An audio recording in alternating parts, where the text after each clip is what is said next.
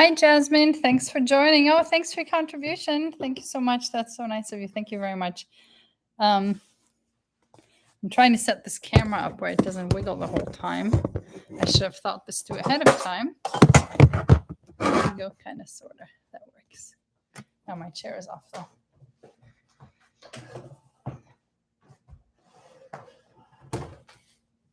This is my Christmas pillow that Anna made, actually. She made this on the embroidery machine. It's a quilted Christmas pillow. How festive, since we are talking about Christmas today. Okay, my rearranged living room. I hope this works for everybody. There. Thank you for joining, if you're able to join live. I do a live What's New Wednesday video every week at 1:15. Well, the official start time is at 1:15, but I have yet to start on time. Today, I don't want to say it was not my fault, but it was not my fault that I started late. Certain people came home late, and I didn't want to be interrupted a few minutes into the stream, so I waited until all the moving parts were where they were supposed to be, so I could make this video without any more interruptions. So thank you so much for joining. Today, let's talk about Christmas. So while I just prattle on about our Christmas things, I would love if you could share in the comments questions about Christmas or feedback or ideas or what you do to make this special. So I'm going to prattle on a little bit to give you a chance to share on there. But if you have questions or anything to share, please put that in the live stream there. Now, you will see that some of the people in the live stream have a emoji next to them. Some are a chick, or some are, I think, even a chicken now, or they're still showing as an egg with a cracked egg, or an egg, just a fully new egg. And what that means is those are members of my channel. So my channel is monetized. That's why occasionally you will see an ad before a video. But I have recently introduced channel memberships. And what the channel membership is, that if you're at the sponsor level, which is a monthly contribution of, I don't know, $10 maybe? I should know, but I don't. I'm sorry. But for the channel members that are sponsors, they basically have access to this kind of video every Wednesday. And I share about our personal lives in that more private forum, a little bit more secure, so that every rando that's just surfing YouTube and trying to find weird things about our family or other people can't just have free access to peek into our lives. So I share more freely on there, and also just content-wise, so things can't just be taken as a soundbite and people can run with it and things like that. So that's what the channel membership is about. And the people who are channel members get that little emoji next to them to show how long they've been a channel member. So the eggs are like brand new channel members. Now, it is really, I mean, I don't know that the content that's available to members is, I mean, I hope it's worth that, but it's also just a way to support the channel or really support our family. And what I'm in the process right now is fundraising and doing everything I can and saving up money for our trip to Germany next May. So, well, we start in May and we're going to be there for about a month. And the reason why we're there for so long is because I have not been with the whole family in almost 15 years now. It will be 15 years in February, I believe. And I've last gone with all the kids. And I've only been once since then with 2 of the kids. So this will be a trip, I don't want to say once in a lifetime, because hopefully years down the road I can go again, but it is a very rare event. And since the flight prices cost the same whether we stay for 1 day or 1 month, basically I was like, let's stay as long as we can. And that was determined, just by the cost of the rentals that we have to have while we're there, the rental accommodations and the rental van. And then the food, of course, we have food costs here, so that's not really an additional cost. Transportation, field trips, all that, we have that here as well. So the additional cost is the flights, but they don't change no matter how long we're there. And then the rentals do. So that's what determined how long we can stay. But even so, I still have to come up with some of the funding. So that's why channel membership with special perks comes in. So if that's something that you think you might be interested in, You might learn something that I cover in those topics. You can ask questions. We do this every week. Or you might just feel like, hey, I really enjoy the content shared on this channel. Here's just a small way to contribute. But of course, it is not expected. And I'm just glad for everybody who's here. And I sincerely hope that something in this video or one of my other videos helps you in your journey as a mother, a wife, a Christian, whatever it is, that I can maybe be a little bit of a help, like others have been a help to me. So whether or not you can join as a member, I'm just really glad you're here, and I hope I can be a blessing to you. Let me look real quick in the comments to see what's there, and then I'll get ideas for Christmas. Hi, SJ. SJ, I got your email about the hair tonic. I have not even had a chance to respond. It's been so crazy here. I would love to get some because I don't know where to find the liquid DMSO. And what we're talking about is SJ has a special hair tonic, and maybe she'll share the recipe maybe in the comments here or in the comments in the video later, for postpartum hair loss or any hair loss, really. And it sounded really promising, and I can use it. My hair gets thinner every week. It's kind of depressing. Do I make any German dishes for the holidays? Oh, did you ask the right question or what? I love talking about food. Yes, I make German dishes for the holidays. In fact, my holiday meal that I serve for Christmas is pork Wellington. Now, you might have heard of beef Wellington. We do pork because pork is like the best meat if you're German. Like if I could only have one meat for life, it would be pork. So basically you take a pork loin, and I get it smoked at the German butcher. We are very fortunate in that here in Phoenix, we have a real bona fide German butcher, like from Germany. And his son has now also joined the production and also trained in Germany. They both have their Meisterbrief on the wall. So they are these master butchers from Germany, and they get the pork loin and they smoke it for me. And then what I do is I wrap that, excuse me, I wrap that in puff pastry and I bake it in puff pastry. So it is a pork Wellington, and I serve that with the typical German sides, potatoes. I like the red cabbage. My family does not, and all those good things. So that's one German dish that is our traditional Christmas dish. So we don't do the ham, we do the pork Wellington, but the meat inside the puff pastry is pretty similar to ham. And then, of course, we do all the German cookies. So many German cookies. In fact, in my Einkorn cookbook, I have several of my German cookie recipes, if you enjoy that. So yes, Canadian French grandmother meat pie. Ooh, that sounds good. Cold. Sounds kind of like cold pizza, which has its own appeal. Hi, Sarah from the UK. I'm glad you were able to join. Finally made it live to watch live. I'm so glad you made it. Thank you so much. Prime rib. Okay, so board game trucker. I love prime rib for Christmas, and we have had that before. That is really good. If you get a good prime rib, ooh, with the right rub, that is so good. My image quality is terrible. Oh no. Is it really, or is it just the experience of one person? Maybe the light is bad. Does anybody else get the bad image quality on there? Is it just the lighting in the back? Let me close those blinds.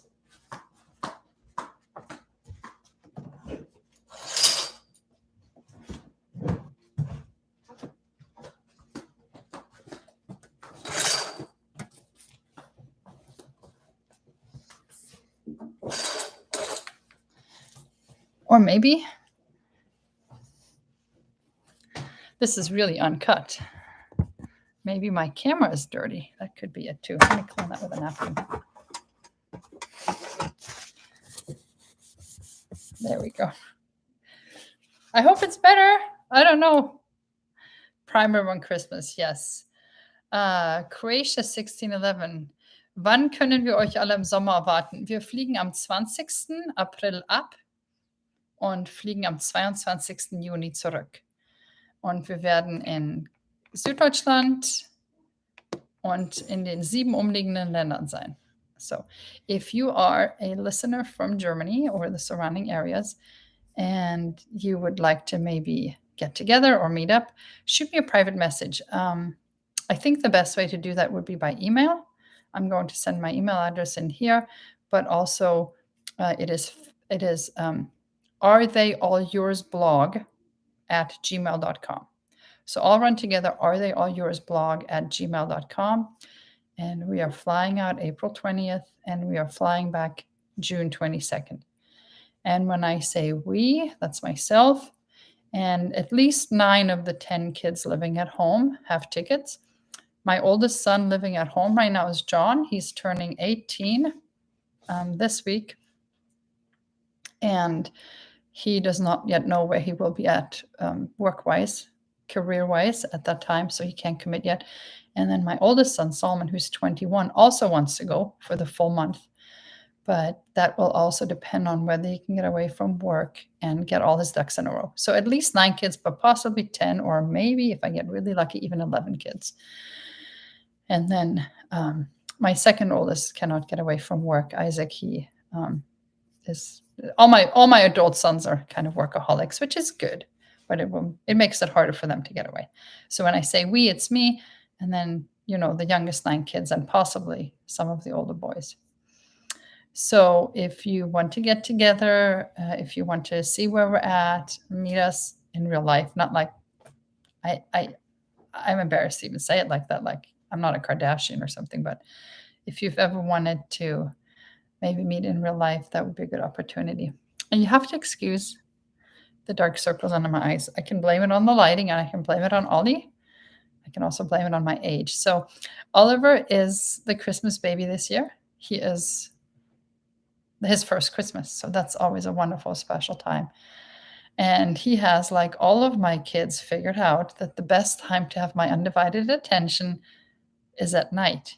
Now, my other kids would do that in the late evening. My kids go to bed around 8 o'clock-ish, the younger ones.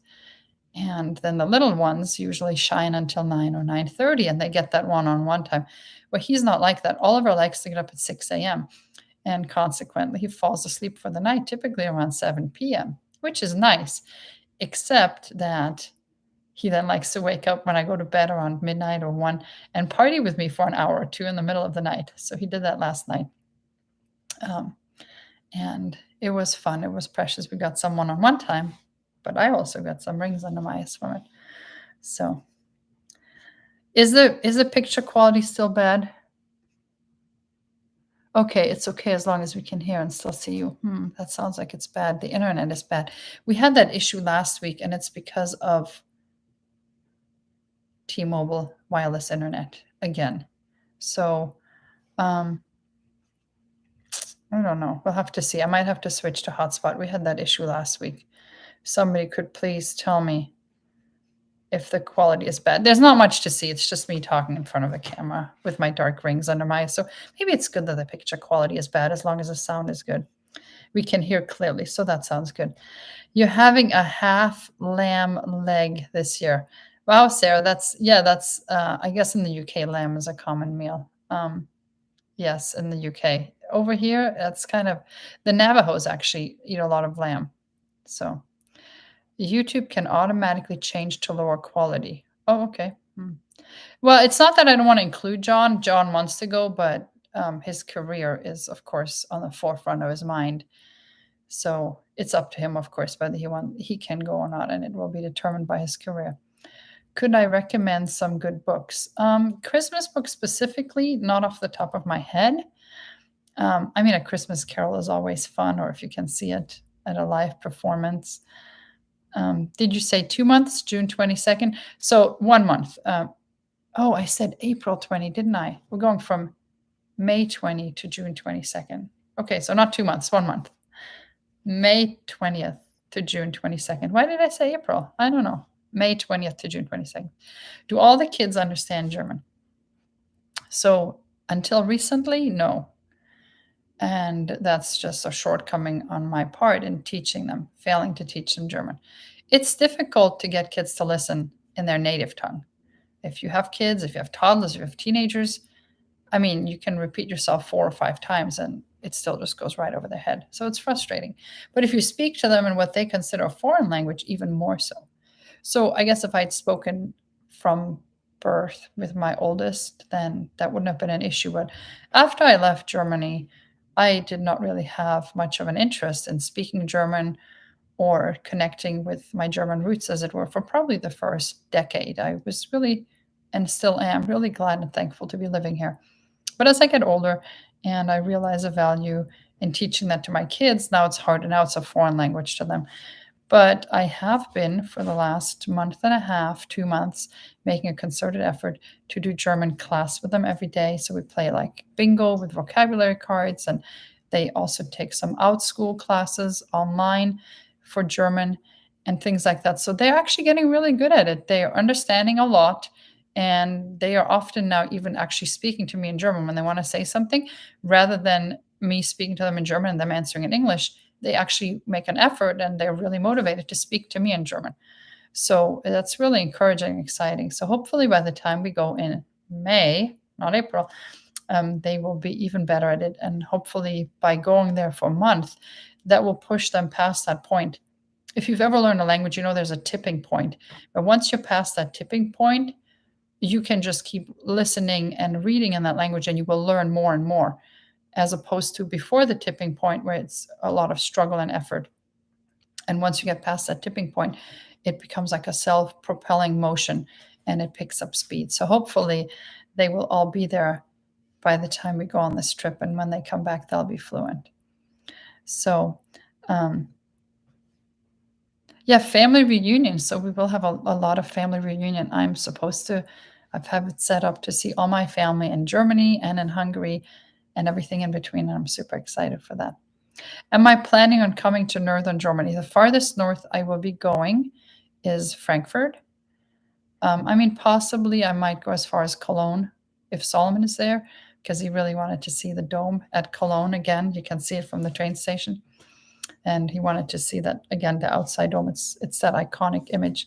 So the farthest north we will be going is Frankfurt, possibly towards Cologne along the Rhine there. And the farthest east we will be going is my hometown where I was born, which is Gotha in Thüringen. So that's East Germany. And I don't plan on going any farther north or east. Yeah, your 9-month-old is the same, awake at 6 a.m. Good night. What is it with them, right? These early rises. Don't worry, we can't see your eyes. Oh, no, is that bad? Oh, no, the more I move, the worse it gets. Okay, I'm just going to freeze right here.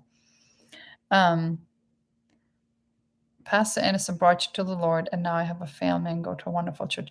Well, 6 million, that's wonderful. I'm so glad to hear it. I am so very glad to hear that. And that's the greatest blessing, really, being able to share the truth with others and have an impact on their lives. I think I'm going to switch to a different internet. So give me 1 second if I find my phone.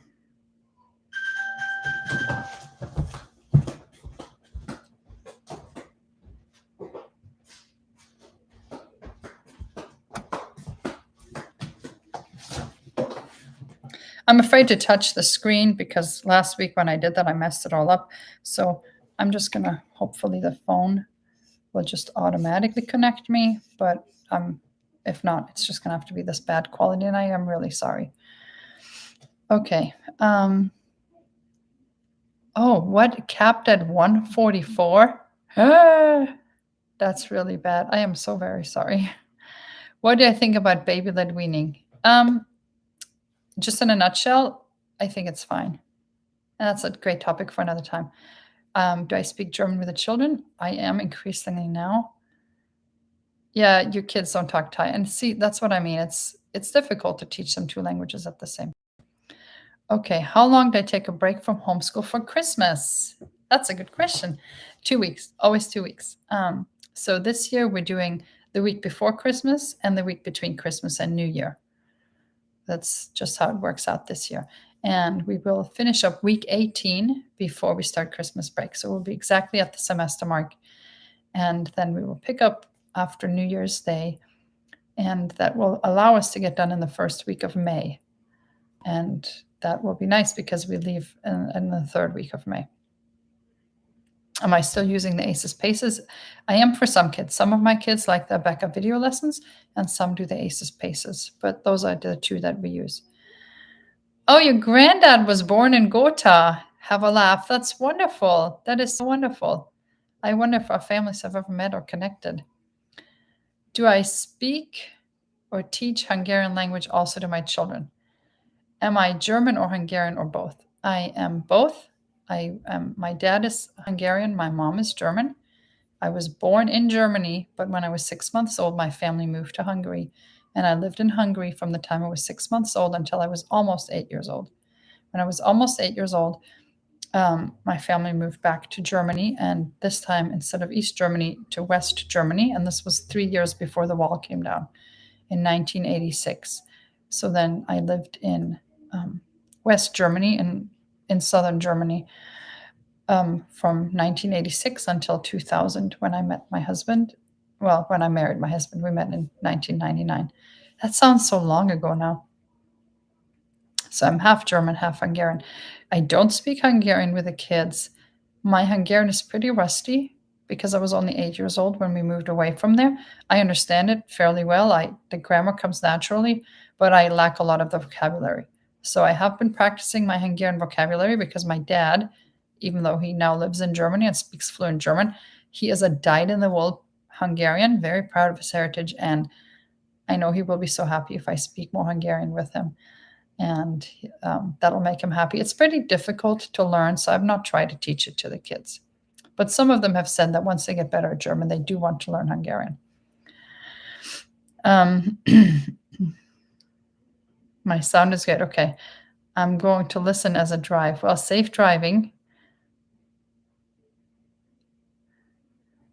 Homeschooling, quality is better now. How did you get over the border back then? That's a good question to have a laugh. So how did we get from East Germany to Hungary? Well, that was easy because they were both within the communist bloc.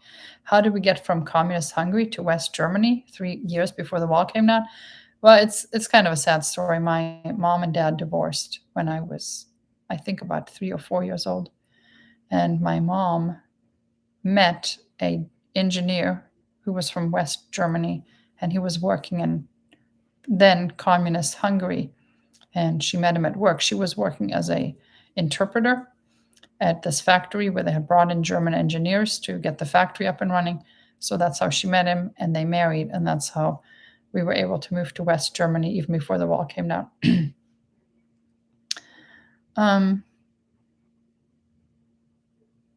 Go to tool settings, quality settings, manual, choose and learn, change to 720. Okay.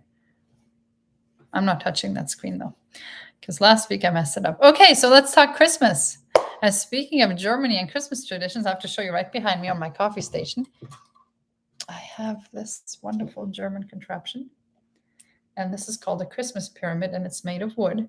And it's made in Germany in what's called the Erzgebirge. And what it is you have these candles, and these candles, heat rises, and they spin these blades. And it spins and reflects light from the candle. So in a lit room, of course, it's not as impressive. But at night when we light this, oh my goodness, it is so beautiful. So it has some caroling angels on the top and has a deer and sled in the middle here. And on the bottom, it has these carolers and their songs. And it is just whoops, I just knocked one of the blades down.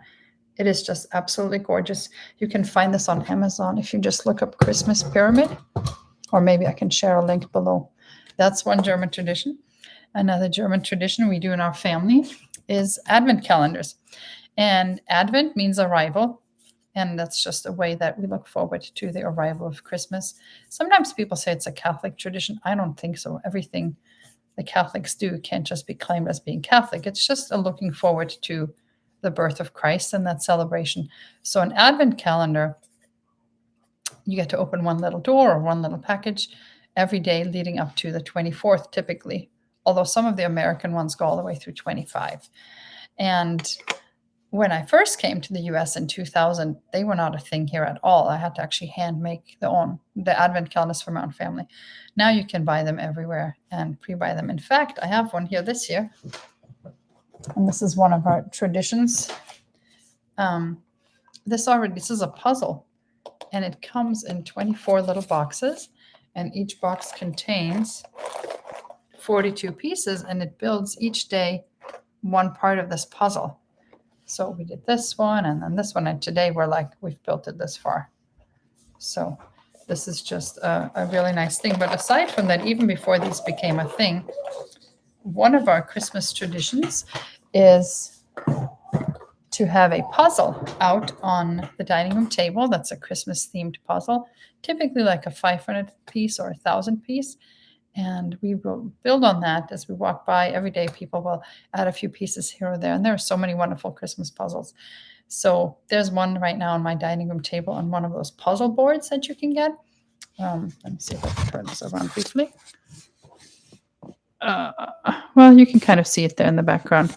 But basically, that's the puzzle board right there. And the puzzle is on the table. Up, and you can see the Christmas tree in the background. So, of course, we have a Christmas tree. And next to the Christmas tree, that's an exercise ball, because Ollie likes to be swung or bounced when he sleeps. He's just slightly spoiled. So we have that out there still. And then behind all that, you see the schoolroom. The 4 older kids' desks are over there. So the Christmas tree in Germany traditionally does not go up until Christmas Eve. So Christmas Eve, either while the family goes to church or while the kids are napping or whatever, they just get sent to their rooms in the afternoon.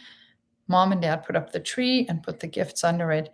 And then after everything is set up, we ring a bell and all the kids get in, and we have what's called the Bescherung, where we get the gifts. Now, I have not kept with that German tradition, so our tree goes up in early December. But it is a real tree, and very fortunate to be able to get a beautiful tree again this year. And it is decorated, and we can enjoy it all Christmas season long. So those are some of our traditions. I'm going to see what your traditions are that you're sharing about nativities. So that's beautiful. Oh, a ceramic one from Bolivia. I would love to see that. I bet that looks so nice. Okay, so if you guys like that Christmas pyramid, it wasn't even that expensive. It was like ridiculously cheap. I think I got one that was like an open box. You know, you can on Amazon buy something in an open box. And I bought it like 3 years ago, and it's just held up beautifully.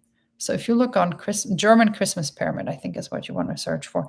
But I'll put the link for this exact one in the description of the video.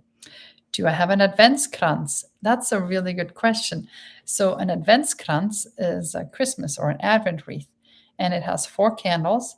And each Sunday before Christmas, you light 1 more candle. And then we have the first, the second, the third, and the fourth Advent Sunday. So this year, the first Advent Sunday was actually November. And then this past Sunday was the second Advent Sunday, because the way Christmas falls on Sunday this year, like the fourth Advent Sunday is like a full week before Christmas. So that's why the first one was in November. So yes, I do have one. And in fact, this year, I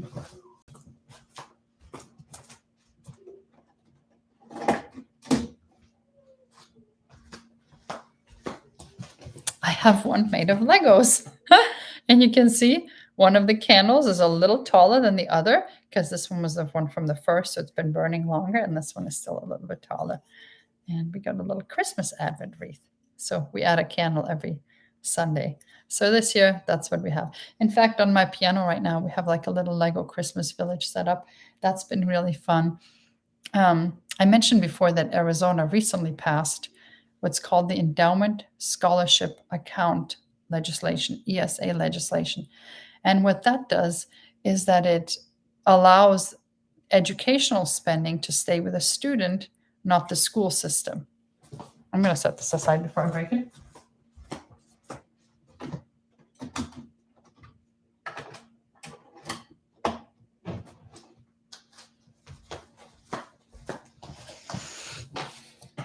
And basically, this is a first in the nation, and you'll see how this ties in a minute, where instead of the public school funding going to the public school, it stays with the student. So if a parent decides that they would rather the kid goes to private school, that funding is made available to the parents so they can pay a private school or a tutor, or they can homeschool. So in our case, because we homeschool, we are able to take that funding that we receive and use it for educational materials such as classes, tutoring, materials, curriculum, but also educational items. And one of the educational items that's covered is Legos. Any and all Legos are covered. So it's not that they like give us the money and say do whatever you want with it. It's that we can basically get reimbursed for educational spending. And Lego is just the entire category of Legos is approved. So all curriculum is approved. All books and board games and puzzles are approved. All consumables are approved, like pens and papers and calendars and notepads, but also all Legos are approved. So this year, that's why we have a Lego Advent wreath, because that was a fun educational thing. And then we have like a little Christmas village. I'm going to see if I can pan to that behind me. Up there on the piano, we have a little Christmas village set up. Sorry if that messed up the image quality for the next half hour while it finds its happy place again. So yes, we have an Adventskrantz, and that's another German tradition that we really like. I'm still looking to see what your traditions are here. That's a great Advent calendar. So speaking of Advent calendars, we also have a book, and this is just for the whole family. And it just basically has activities for every day of the Advent season. Last year, what I did is I went to the library and I got 24 books that were Christmas themed picture books, and I wrapped all of them. I don't know how. That seems crazy now in hindsight, but I wrapped all 24 books. And every day the kids got to blindly pick one book because they were wrapped, and then we'd read that story. So that's another great, easy, free, cheap really, because all you need is a gift wrap. And I just use tissue paper, which is even cheaper. Activity that you can do with the kids that just makes it special. Even just a little thing each day that just gets them excited about really this most wonderful time of the year, because it is the greatest gift that was ever given. So to celebrate that all month long seems reasonable. Now, we did also hang the Christmas lights. We didn't hang them the day after Thanksgiving because I was worn out and dealing with a lot of sickness in my family. I think we just all had the same cold, but it lasted 2 weeks. And then this last weekend, I couldn't do it because it was raining, like pouring. It doesn't drizzle in Arizona, not where we are. It either pours or it's not raining at all. So today we have a sunny day, as you can tell here behind me. But when it rains, it's just beautifully dark and rainy all day long. And it was just wonderful, but we couldn't hang the lights. So we got the Christmas lights out there yesterday. And it's a lot of work. And I'm always like, should I do this again? Because then I have to take it down too. And hanging it from the second story, I don't know. I mean, it's kind of dangerous. I have a thing to hang it with, so I no longer have to climb up and down the ladder. But yeah, but it's then I remember, why we do that. It's truly the best celebration. And of course, the kids love it. And they were so happy when they got home and they saw the house was lit. So that's another tradition we do. So we kind of combine the American and the German traditions.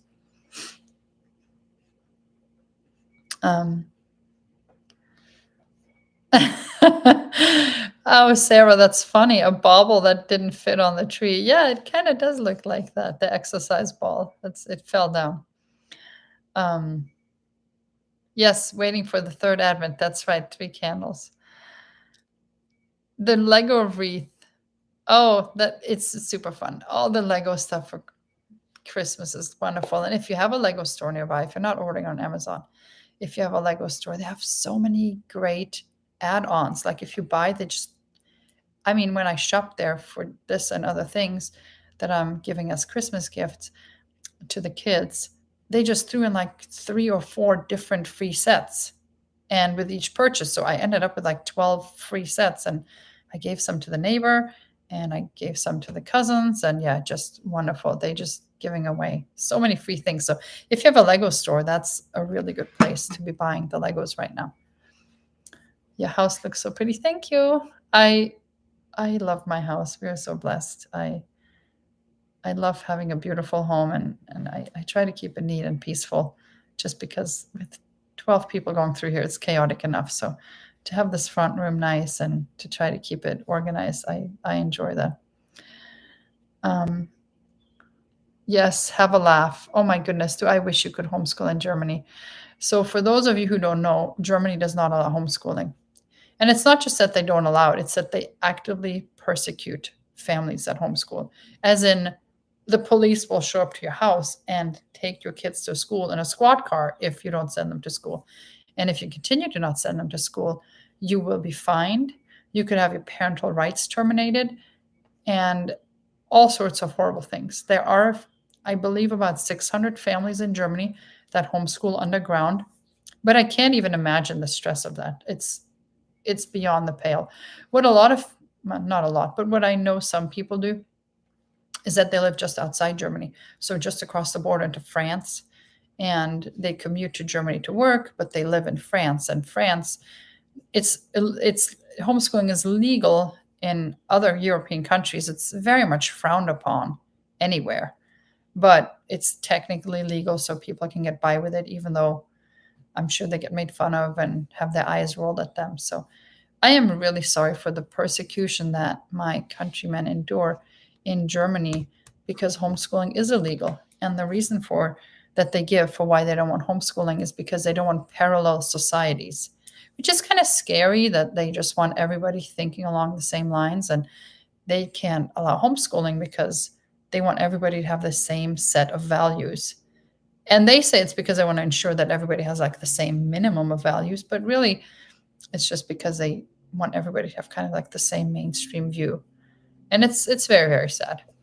And aside from the moral values that we can impart to our children by homeschooling them, and the things that we can avoid by them being homeschooled or even privately educated, aside from that, homeschooling just really puts them on a path to success for life, because no kid falls through the cracks or graduates without being able to read. And if you're not from the US, you might not realize how bad it is here. But here, kids advance to the next grade, whether or not they've mastered the skills in that grade, because teachers are not allowed to keep kids back anymore. And schools get penalized if kids are struggling. So they basically just are grading in such a way that everybody's a success, even if they literally can't read.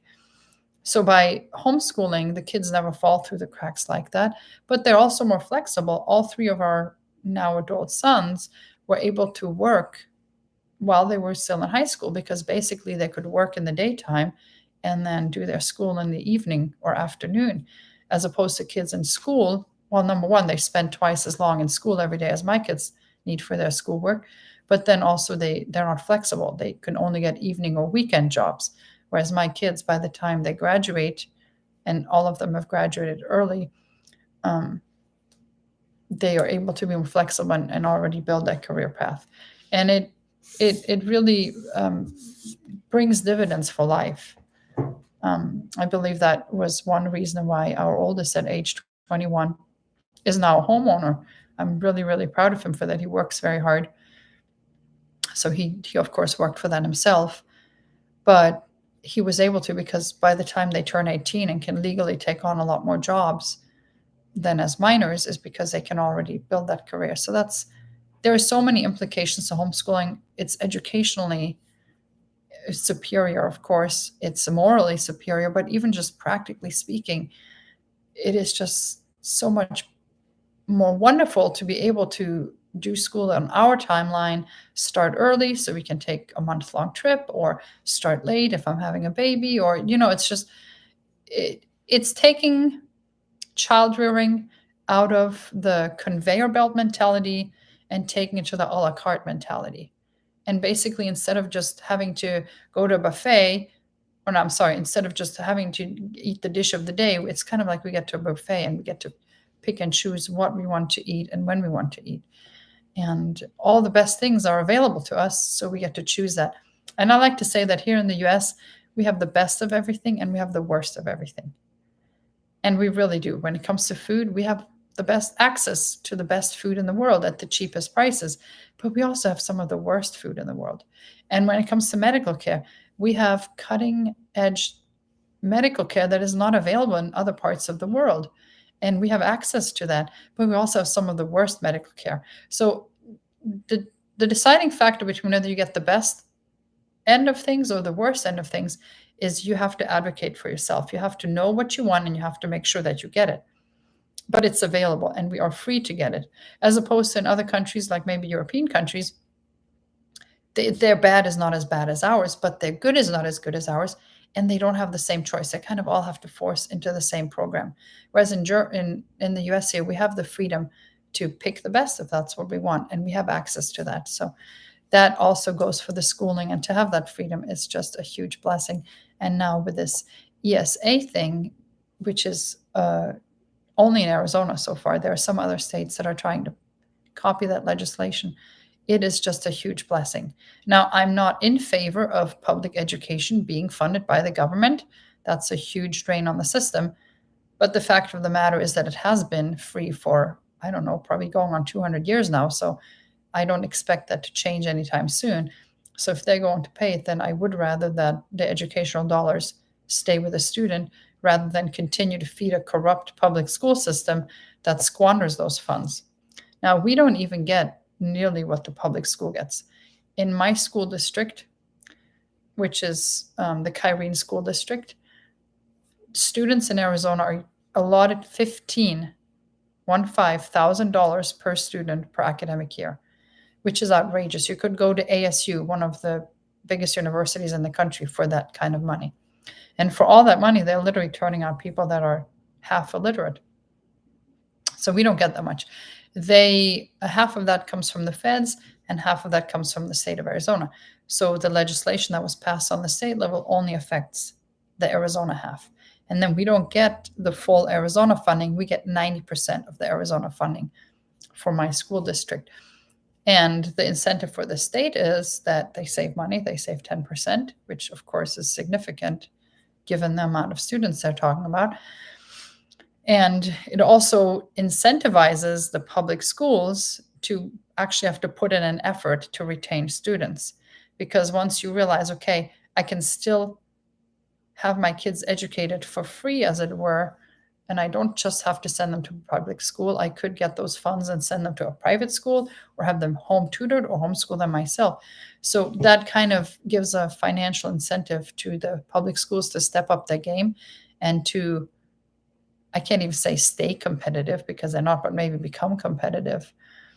So that's the incentive there for the state. And we, of course, in the benefit from it. Now, even though we only get about 40% of what the kids in public school are allotted, that goes so much farther because the 15,000 that the kids in public school get, I mean, well over 90%. I'm guessing about 99% of that goes to pay for the teachers and other staff, the overhead, the buildings, the school nurse, the resource officers, the bus system, and just gets lost in the system and just a complete drain on the system to where the kids in school, they don't even get a pencil for free. They don't even get a glue stick for free.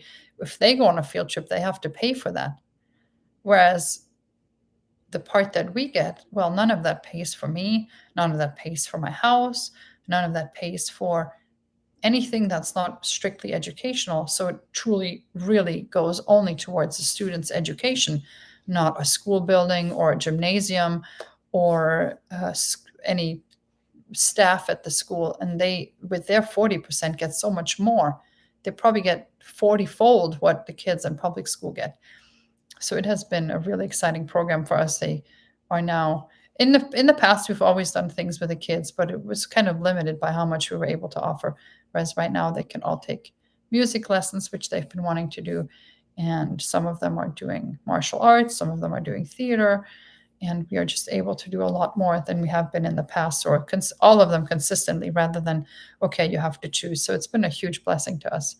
I mean, I don't know why anybody would not want to live in Arizona. All that for Have a Laugh. I do pray for Have a Laugh, who says that she's in Germany and wishes she could homeschool.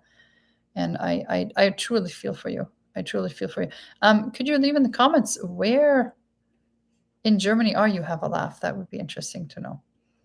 And I totally got behind on the text, so let me scoot back up there. New Hampshire. Yes, Kristen. And I truly hope it passes. I think North Carolina and Texas are the two states that are looking at similar legislation. Okay, I have to comment on these 3 scratches I have on my face. I did not tangle with a raccoon and a cat. This is Oliver. he has these little sharp nails, and he does this number. And yeah, that's what that is. And it is, yes. Okay. That is amazing. That must be a great blessing for homeschool. It is a huge blessing. I'm so thankful for it. I don't want to have an overstated sense of importance, but I do feel like it was a blessing straight from God. The legislation in the state of Arizona has improved by leaps and bounds in the 15 years, 17 years that we've been here and have had our church here.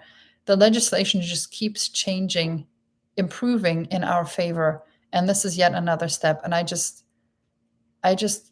like to think that a small part of that is just God blessing us for our church and just making it, I mean, every year is just better. That's all I can say.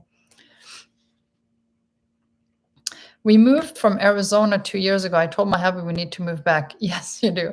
This is for no other reason. This is a great reason to move to Arizona. Oh, a small book each year. Deidre, that's so wonderful. I love that. I love that. That's so wonderful. Last year we had an advent calendar with a poster, and every evening we read a story and a sticker was added to the poster. Oh, that's so beautiful. Oh, I love that. That's a great idea for an advent calendar. I found a cute old Christmas puzzle. Oh, you broke it down and put in 4 pieces of the puzzle each day. That's so cute. I like that. Oh, that's so cute. Yeah, that's beautiful. I love that. Any snow? Do I miss snow? So it's a misconception that all of Arizona is hot. In fact, most of Arizona is not. And in Flagstaff, which is 2.5 hours north of us, it is dumping snow right now as we speak. I believe they're expecting 17 more inches by the end of this week. So to go to snow and to go to skiing, we only have to go 2.5 hours north, or sometimes even only 1.5 hours northeast to Payson. The snow there is hit and miss. It doesn't stay on the ground all winter. Flagstaff, it stays on the ground all winter. So I don't miss snow because we can go to snow. And in fact, John, my 18-year-old, is going to take Anna and 3 other of the kids up to the snow tomorrow. It is Anna's birthday. She turns 12 tomorrow. And he is going to take them to the snow tomorrow. And yeah, it's just a 2.5 hour drive. And I went skiing, not last year because I was pregnant, but the winter before that. And maybe next winter I can go again. I don't want to leave Oliver for the day right now, and obviously can't go out. So yeah, we don't miss the snow because we have snow. Temperatures right now where we are in the 60s or 70s in the daytime, probably in the 70s today, and into the 40s at night. It's really beautiful. Oh, you cross-stitched the calendar. Oh, I would love to see that. Oh, that would be so wonderful. I would love that. So yeah, that's again a German thing, the cross stitching. My mom made one like that one year. She made 24 little bags and cross stitched on them. So try to live in northeastern Arizona for temperature. Yeah, but it's kind of a ghetto up there. There's really nothing. I love being down here. Instead of Santa Claus, which we don't do, we hide all of the kids' gifts, and Christmas morning they're going to treasure hunt. Oh, I love that. That's a great idea, Midst of Blessings, Mama. That's a wonderful idea. I do they tear the house apart when they do that, to like dig up all the sofa cushions? I'm like thinking they'd take my closets apart. Now, one thing that reminded me of one thing I did this year, because we have so many people that were giving gifts to, I mean, even just our kids when they come home, I'm wrapping everybody's gifts in the same paper for that child, and then a different child gets a different paper, because they sell these reversible wrapping papers at Sam's Club and Costco. So one roll gives you 2 different sides. So I'm wrapping every kid's gifts in a different color, different wrapping paper, so that, it's easier to keep apart, because it does get chaotic. And I don't put the gifts under the tree this time of year because, toddlers will just get into it. What kind of European or German Christmas traditions do I not celebrate due to it being pagan? I don't know. I'm sure there are some, but I can't think of them. I mean, we don't do Santa Claus. I don't know. I mean, there are those who never celebrate Christmas because I think the whole holiday is pagan. I don't hold with that view. And I think I've blogged about that. So if you go to StephenAndersonFamily.blogspot.com and just type Christmas in the search bar, I think I have a blog post about why we do celebrate Christmas. But I can't think off the top of my head of traditions that we don't partake in. Because, I mean, it's just singing and Christmas service and good food to me. Do I have a borscht recipe I like? I do not. I don't like borscht. I think borscht is Russian. I'm afraid to say I'm not a fan of Russia. And not Russians, just Russia in general. Didn't help that my grandpa was a POW in Russian gulags for 7 years. Didn't help that my Hungarian grandpa was a young man during the revolution, the October Revolution, when the Red Army tried to and then succeeded at taking over Hungary. So that kind of ruined Russian anything for me. So sorry, I don't like borscht because it's Russian. I hope that doesn't offend anybody personally, just being real here. Oh, the stores in Germany are not giving the freebies. I'm sorry. In the UK, the Lego store quite regularly has freebies on weekends. Oh, nice. Oh, that's a free farm Lego set. Oh, that's wonderful.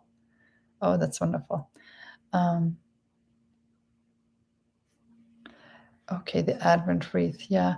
You know what I've sometimes done, Midst of Blessings, Mom, is you can get those wreaths for the door at like Sam's Club or Trader Joe's or Costco. And instead of hanging it on the door, you can put it on the table, and then you can get these special candle holders. So you just clip on 4 candle holders, and then you put the 4 candles on. So that's just a really quick way to make a wreath. And because it's a live wreath, it doesn't catch fire. Because it's still moist and it doesn't catch fire.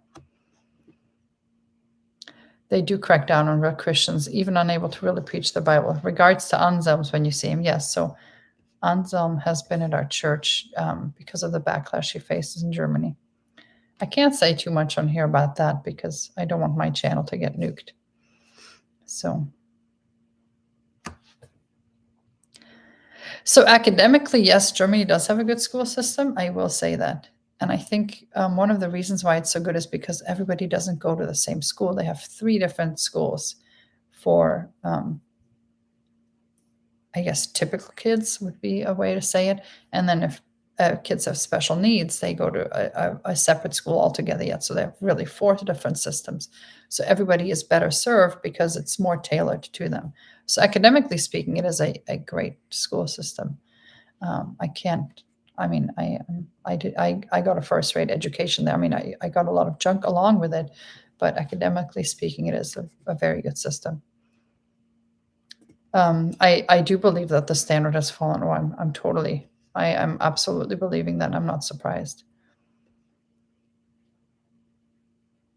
So homeschooling in Sweden was legal. Yes, there was a huge case in Sweden. Victor's Bajers, I don't know if I pronounced it right, but there was a family who actually had their child taken away. I believe that was in Sweden, with some Scandinavian country, and their parental rights terminated. They have not seen their child again.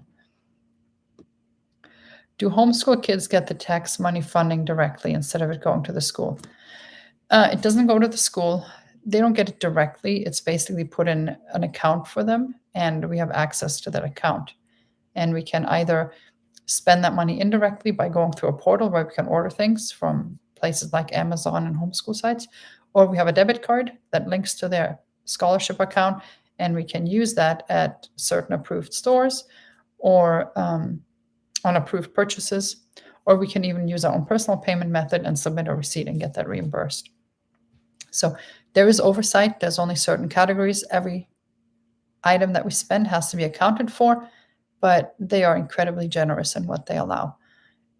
In fact, for the kids, for Chloe, she's my youngest student right now that gets the funding because Peter was only 4 at the beginning of the school year.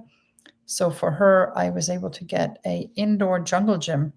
That was her Christmas gift, but it's because I found a PE curriculum that uses playground equipment.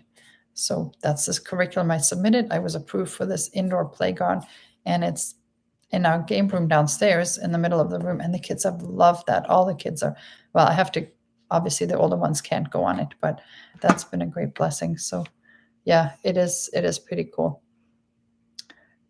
Is my husband able to come on the trip with me? That's a great question. We don't know. We don't know yet. I believe he is, because the ban for the Schengen area was only supposed to be for 2 years, so that's up now. So we think he is, but there's no way to find out unless he tried to go. So we wouldn't be traveling together anyway. He would fly separate from us. And I'm trying to talk him into coming for at least a week or two while we're over there. But he's not really jazzed by the prospect of going all the way there just to potentially return around upon entry. So maybe pray that the Lord's will would be done in that. Just south of Bremen. I've never been that far north, but yeah, I think I have been for school trips, because I've been to like Netherlands and stuff. So I guess I have been to that latitude. Oh, you can't see the scratches. Good. And hopefully you can't see my black eyes either. When does the funding start? Do you get it for preschool? It starts with kindergarten.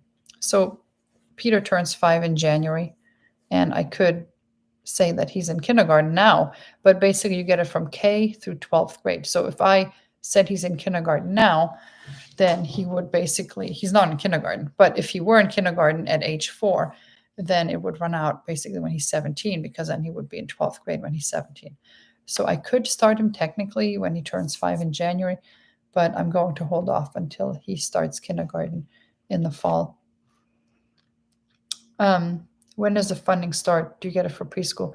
So, yeah, that's the answer to that. Does it change with grade? Yes, it does. So there's higher funding for kindergarten and first grade, and there's higher funding for the high school kids. It's my middle kids that get the least, but it's still, I mean, an outrageous amount. And it also depends on the school district. So, like, we get more funding than some other school districts in Arizona. Some kids get like anywhere from $1,200 to $1,800 funding per quarter. So it depends on what school district in you. I guess we're in a really good school district, meaning they overspend, which I guess explains why they have such abysmal results, because typically the more they spend, the worse their results, because they're basically just throwing money at a problem when money was not the problem. Oh, from Hanover. Oh, I like it. I know that I've been there, because I've been both to the North Sea and the East. But I don't remember ever being in Hanover. Thank you, Victors, for thank you for being happy with us. It is a wonderful opportunity. God. Wendy said, I recently visited Arizona and fell in love with the mountains and landscapes, but I'm so used to MN. Is that Montana? Yeah. It's hard to think about moving. Maybe one day. Well, so the way to make it easy is you come visit here in December or January, when the whole country is covered in snow and ice, and here it's just balmy. And then you might never leave again. Do my smaller children believe in Santa Claus? No, we don't give that guy credit for our gift giving, so they don't believe in Santa Claus. I do teach them not to be obnoxious and tell other kids that they encounter in life, like, did you know Santa Claus is fake? And it's funny, because the American Santa Claus is like a figment of Coca-Cola's imagination. That the Santa Claus we know here in the US was like the marketing ploy by Coca-Cola, and that's why he looks so jolly and fat, I guess. But he's not like the Saint Nicholas in Europe. Saint Nicholas in Europe is celebrated apart from Christmas at the beginning of December 6th, which was yesterday. And he's not like Happy Santa Claus here. He's kind of more like a fearsome character. So no, my kids don't believe in either of those. Sometimes I have in the past filled their boots on the morning of December 6th with chocolates and candies and nuts and oranges, which is a tradition in Germany, but they know that it's from me and not St. Nicholas or Santa Claus. So I've been trying to teach them not to be obnoxious with other kids who do believe in these. Are like, did you know he's not real? Just because it's, there's no reason for them to come across as being pretentious and rude. That's for other parents to teach their kids the truth about that. Creative Computer said, Oliver is such a sunshine. Oh, is he ever? Oh my goodness, he is so sweet. I think that babies are sweet any time of year, but I think they're sweetest at Christmas time, because they give us a glimpse into the Christ child. And they're perfect. I mean, they're sinless. They're wonderful. They're wonderful human beings. And to have a little baby at Christmas time. Okay, who's ringing me here? Okay, I think I bumped my phone. I'm going to set this to do not disturb. To have a baby at Christmas time, a perfect human at Christmas time, is just a very special blessing. And to see the season through their eyes. I mean, this is 21 years of Christmases with a baby in arms for me now, and I'm truly very blessed about that. Hi, fellow Northern German. Yes, you guys are both Bremen and Hanover. Happy birthday to Anna. Thank you. I'll pass that on.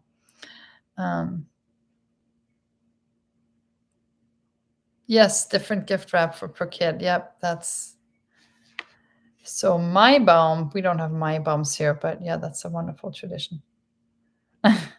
So heat and scorpions. Okay, let me park it on scorpions for a minute. This is going way longer than anticipated. We're now over an hour into it, but the house is quiet and empty. My little ones are napping, and John took the older kids birthday shopping for Anna.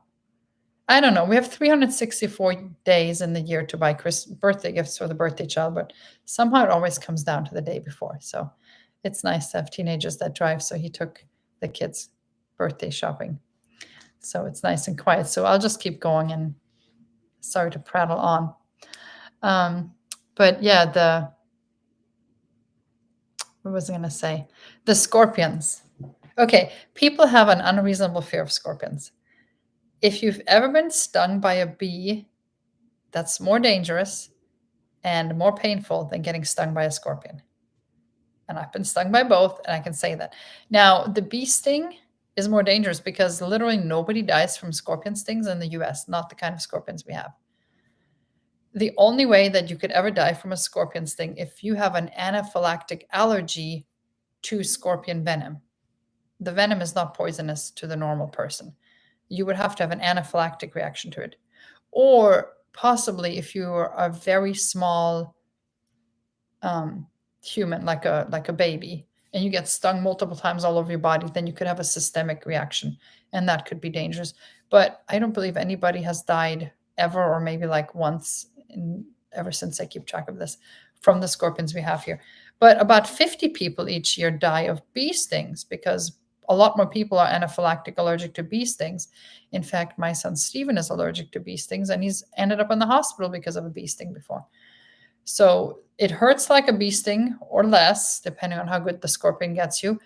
And it leaves numbness and tingling at the site, but there's no swelling, there's no redness, there's no itchiness. The reason why people are so freaked out by a scorpion is because they're so disgustingly ugly. They look like a cockroach almost. So it's kind of like getting stung by a cockroach. So it's just the thought that's so revolting too. But even so, it's really easy to get rid of them. They light up neon green under a black light. So not all areas have them. They kind of move, and once they leave an area, they're not there anymore. And once they move into an area, you can't really control that. But you can go around with a black light at night outside the house and just kill them on contact. That's the only way to kill them. Even poisons only kill them on contact. And just eliminate your scorpion population. So don't let scorpions deter you. It's completely overstated. Same for the rattlesnakes. They are not lying in wait to come get you. If you leave them alone, they'll leave you alone. You pretty much have to step on a rattlesnake or pick one up for them to bite you. And even then, it's not deadly. You might end up in the hospital for that one, but even that's rare. So yeah, 6 million. This scorpions and rattlesnakes and heat are not a concern. I mean, heat is, but you just, don't sunbathe at 1 p.m. in direct sunlight, basically. Okay, Polish borscht. Okay, that I can get behind. And sausage, potatoes, vinegar. Yes. Polish and German. Ooh. So I don't know how to pronounce the name. Imaj. But yeah, Polish and German. I bet you eat really good food. That's a really good culinary combination. I like that. Have a laugh. My grandma was from East Prussia. Yes, that's a lot of scars for a lot of families because that part is now not Germany anymore. So I should mention that my grandpa, my German grandpa, who was a soldier in World War II on the Russian side. Well, on the Russian front, he was the one I mentioned that was in Russian captivity. He wrote a memoir, and I have for years now been playing around with translating it from the original German into an English, so side by side parallel, and publishing that. But it's a bit of a difficult read, so it's hard for me to work on it. And yeah, but it's a fascinating story. When I read it, it just makes me weep. And at the very end, he actually mentions me personally, which means so much to me. He says that me being born was actually the impetus why he wrote it, and I'm not his first grandchild. And I'm just really happy that I got that message from my grandpa, even though I haven't been able to see him in so long. When I read that, he'd already passed away. And it's a really cool story. I hope that someday I can publish that.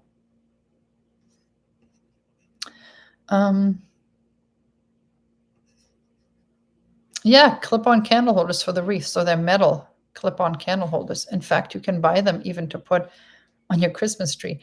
The German bakery in town sells the ones that are metal that clip onto the tree, and you can put real live candles on a Christmas tree. I won't be doing that, but my grandma used to do that. You lived a block away from the end of the big city from where I'm at. It was never an issue. Yes, yep, this is true. G-Body is just seconding what I said about the heat and the scorpions. Do you read Bible stories about Lord Jesus Christ's birth when lighting the Advent candles on the Adventskrans or similar? We always read the Christmas story before we open gifts on Christmas Eve or Christmas Day, depending on when we do that. This year will be on Christmas Eve because Christmas Day is a Sunday, and those tend to be busy. No, I don't, but I probably should. That's a good idea. I should. We've just been playing a lot of Christmas music and things like that, and I'm not really lighting a candle this year. I'm just putting on a Lego. Have a laugh. Thank you for joining. I know it's late in the evening there, and I hope you have a good and safe night. I've read the post you wrote on phytic acid. Do I still find that? Yes, I do find that. Now, for those that are members of this channel, I spoke about phytic acid in length in the video last week, so the November 30th. What's New Wednesday, we spoke about phytic acid. But yes, I still avoid that, and my children's dental health has continued to be greatly improved since we cut out phytic acid. And if you want more information on that, if you go to my blog, stephenandersonfamily.blogspot.com, and you just put in phytic acid, it'll explain all that, how it affects bone health and dental health, and even things like morning sickness, because that's exacerbated by being minerally depleted. So yes, I have, all these years later, that's been one of the best ways to improve my family's health. Okay, so my thing, I have to be really careful not to upset this live stream. Oh, Bias. Okay, yes, Bias from Bavaria, Baja. Yes. So you have the Latvian spelling of bio. Ah, it's cutting out again. No. Okay. Okay, well. Okay, so I don't see any more questions, and I'm concerned that the live stream is cutting out. So I should probably land this ship, and hope that you all have a very, very blessed and happy Christmas season. Try to stay sane. Just do the little things, that maybe you would do anyway, like making hot cocoa or reading a book and just make it a Christmas book. Just little things, and a little bit every day adds up to a great Christmas season for the kids, or even just lighting a candle. If you have little kids, you might not usually be lighting a candle. I know I never do, but that's just some little things to make it more special and make it a memorable time. I think that for all of us, Christmas time is, or at least should be, the happiest memories of our childhood. And I want to continue that for my kids.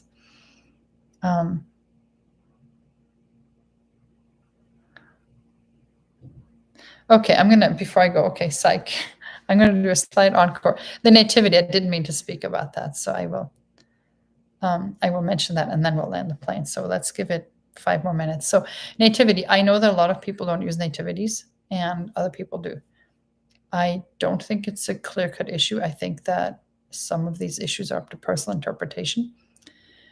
My little kids love to play with this little embroidered nativity set I made for them. We don't have a nativity set up, but I'm not against them playing with that. I know another year they found like some little people nativity things. So I'm not a fan of them, but I would not say that they're wrong. I think that's just up to personal interpretation. I don't think anybody's Christianity will be marred for life because they played with a nativity set.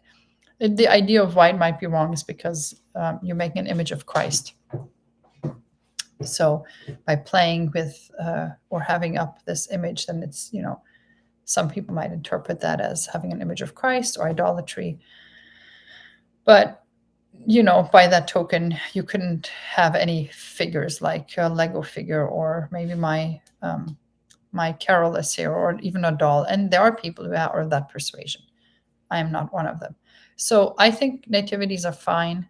I'm not a fan of them, but I don't think they're sinful either. So I don't have them, but if my kids play with them or like the little embroidered one, I'm fine with that. And I think that's up to personal interpretation. If the Bible doesn't specifically say that it's a sin, it's not a sin. That's just simply, there are so many laws in the Bible that to add to that is really, let's start obeying all the laws that are in there before we add man-made ones. And like I said, I don't think anybody's Christianity is suffering because as a child they saw a nativity scene. Just like I said, every baby at Christmas time reminds us of the Christ child and is a picture of the Christ child.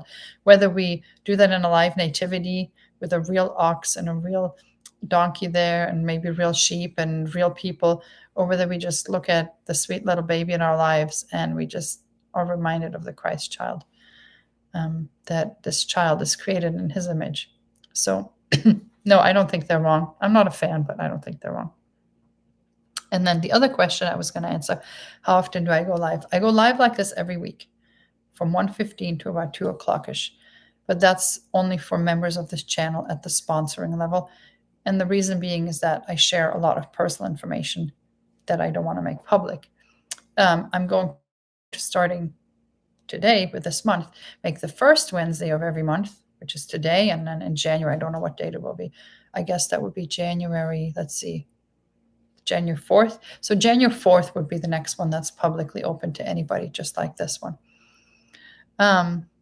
Hey, Mary Ann, thanks for joining. Oh my goodness, I didn't catch that you were here. Thank you for commenting. I love your stories so much. And yes, enjoy a blessed Christmas season.